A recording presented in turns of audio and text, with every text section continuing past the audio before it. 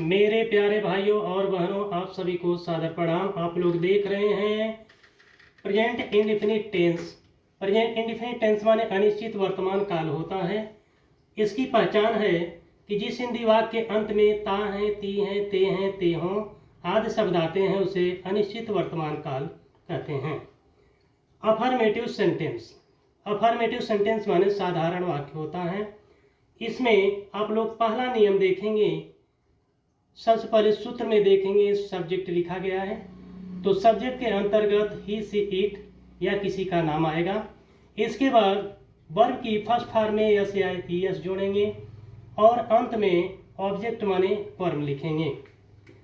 तो हिंट में थोड़ा देख लिया जाए कि यदि क्रिया के अंत में S, double S, S H, C H, X, Z और ओ आएगा तो हम क्रिया में ईएस जोड़ेंगे और अदर कोई वर्ड आता है तो हम यस जोड़ेंगे।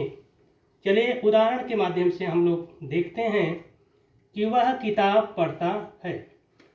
तो सबसे पहले कर्ता कर्म क्रिया अलग कर लीजिए, कर्ता कर्म फिर क्रिया। इसके बाद सूत्र के हिसाब से आप लोग मान रख दीजिए। सबसे पहले सब्जेक्ट लिखने के लिए कह रहा है, तो हिंदी में सब्जेक्ट के रूप में क्या है वह ही लिख दिए। इसके बाद वर्ब की फर्स्ट फॉर्म में यस या यस, तो वर्ब माने क्रिया क्या है हिंदी में पढ़ता, तो रीड माने पढ़ना लिख दिए।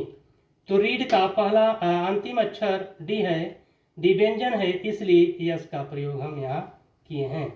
इसके बाद सूत्र में ऑब्जेक्ट लिखने के लिए कह रहा है, तो ऑब्जेक्ट के रूप में हिंदी में क्या है किताब, तो द बुक लिख दिए। वाक्य पूरा हो गया। इसके बाद अगला उदाहरण, सीता विद्यालय जाती है। तो यहाँ पर एक बात स्पष्ट कर लीजिए, सीता विद्यालय को जाती है, तो को शब्द इसमें छिपा है इसलिए टू आया है। तो चलिए कर्ता कर्म क्रिया अलग करिए। सीता कर्ता, फिर विद्यालय कर्म, जाति क्रिया। तो सूत्र के हिसाब से मान रख दीजिए। सबसे पहले सब्जेक्ट के रूप में सीता है, सीता लिख दिए। इसके बाद वर्ब माने क्रिया क्या है जाता, जाति।